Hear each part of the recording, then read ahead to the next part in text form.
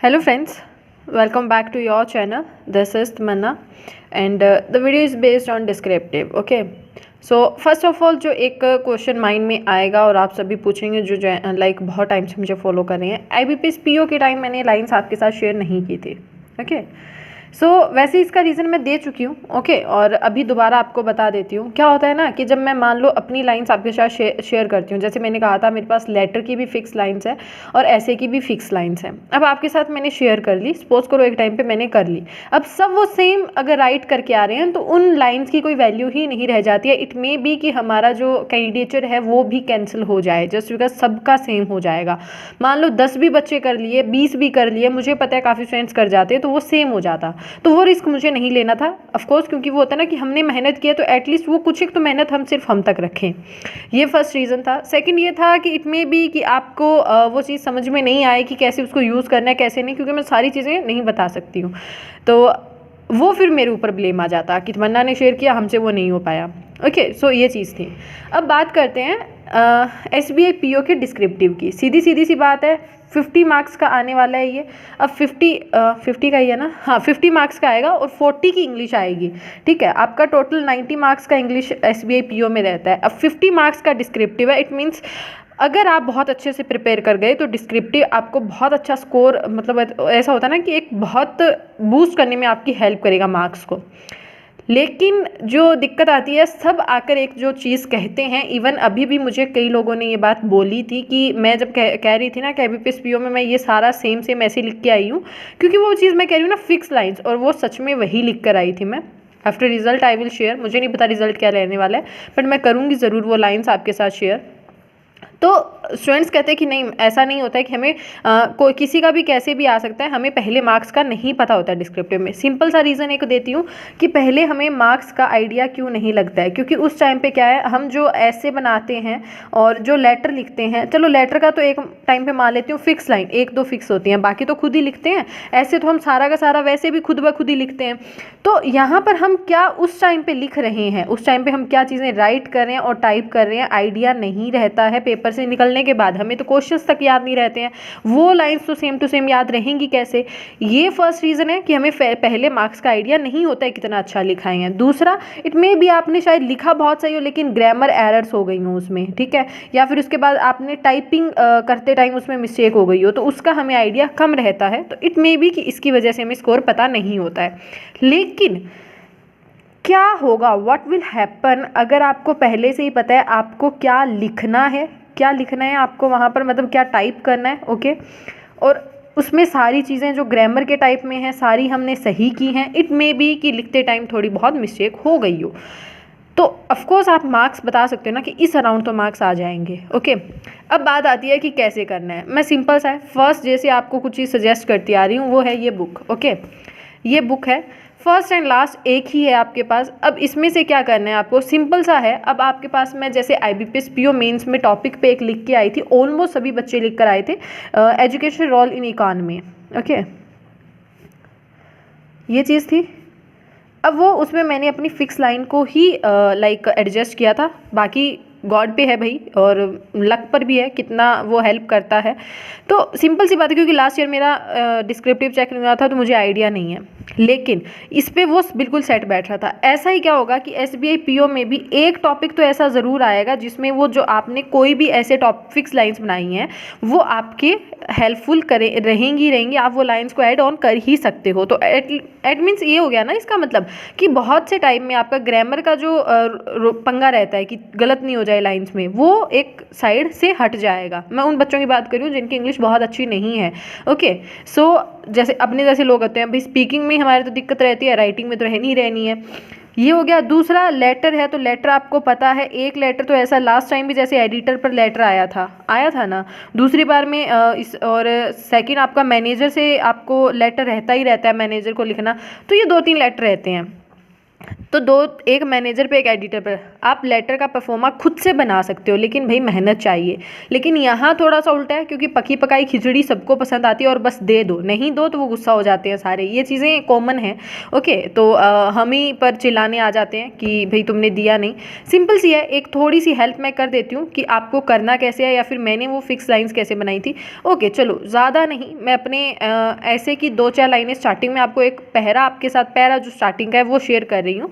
Okay, share कर दूंगी Telegram में, टेलीग्राम है तमन्ना चौधरी के नेम से, आपको लिंक भी मैं दे दूंगी इस चीज़ का, ठीक है। टेलीग्राम का आप ज्वाइन कर लेना, उसमें एक पैरा आपको दे दूंगी। उस पैरा में ना ये वाला जो टॉपिक है ये ऐड ऑन करके देखना, ये सिर्फ टॉपिक का नेम लिखना है आपको टाइटल की जगह, और कैसे सेट बैठता है एक बार खुद से सोचना। तो मेहनत आपको करनी पड़ेगी, मैं आपको बता रही हूँ थोड़ी सी चीज़ें। ये बुक तो देखो आपको लेनी पड़ेगी, ठीक है, ये कोई ऑप्शन नहीं है इसका, क्योंकि मैंने और कोई बुक पढ़ी भी नहीं है, तो ज़्यादा मैं कुछ बता भी नहीं सकती हूँ। मैं थोड़ा सा आपको लेकर चलती हूँ लेटर साइड में, क्योंकि ये ज़्यादा चीज़ें पहले समझ में आएंगी। लेटर में मैं आपको मान लो दिखाती हूँ फॉर्मल लेटर। ओके, अब यहाँ पर सिंपल सा है, ये फॉर्मल लेटर है। फॉर्मल लेटर में आपको जो एक लेटर लिखना है एक ज्वाइनिंग पर, जैसे ऐसे क्वेश्चंस रहते हैं ज्वाइनिंग पे। अब ये ज्वाइनिंग वाला जो सेम रहेगा ना, सबके लिए सेम ही रहेगा, ठीक है। तो ये वाला एक रट लो, अगर ऐसा बाय लक ऐसा होता नहीं है कि ये आएगा तो मैं इस पर भी बात नहीं करूँगी। सिंपल सी चीज़ है, आपको एडिटर का दिखा देती हूँ मैं। हाँ, एडिटर, ये एडिटर पर है लेटर। इसमें आप ये देखो, this letter is sport to an important, ये अब टॉपिक लिख सकते हो ना, इनिशिएटिव की जगह आप इसको काट दो। क्यों, वही चीज़ें फिक्स लाइन जो एक दो किसी ने बता दी वही करना जरूरी थोड़ी। अब देखो निमिषा मैम बंसल मैम की बुक है, तो निमिषा बंसल मैम ने भी फिक्स लाइन बताई थी, क्या सारे बच्चे वही कर जाओगे एक दो लाइन फिक्स? आप खुद की तरफ से पूरा पैरा बना सकते हो, इतनी अभी हमारे अंदर सेंस आ गई है, ठीक है। लेकिन इस बुक में से वो सारे मिक्स करके सारे आपको ना लेटर पढ़ने पड़ेंगे। अच्छा ये लाइन सब में सेट बैठ सकती है, अच्छा ये लाइन सब में सेट बैठ सकती है, ये आपको खुद से इसमें इसी मतलब इसमें से निकालनी पड़ेंगी। मैंने भी ऐसे ही किया था। इनिशिएटिव की जगह टॉपिक कर दो, लाइक ऐसे लिख दो, अगर कोई इनिशिएटिव है तो आप इनिशिएटिव लिख सकते हो, ये लिख दो, ठीक है। ये अगर किसी ने टॉपिक है या जो भी है, फिर उसके बाद में keeping in view this topic ऐसे लिख दो। It becomes our prime duty to keep our, मान लो अपने एडिटर को लेटर लिखना है, अपनी सोसाइटी में कुछ लाइक लाइट्स वगैरह या वाटर वगैरह की प्रॉब्लम चल रही है, तो ये हो सकता है ना, keeping in this initiative, keeping in this topic, it becomes our prime duty to keep our surroundings. Simple सी बात है भाई, कीप आर सोसाइटी ऐसे लिख दो।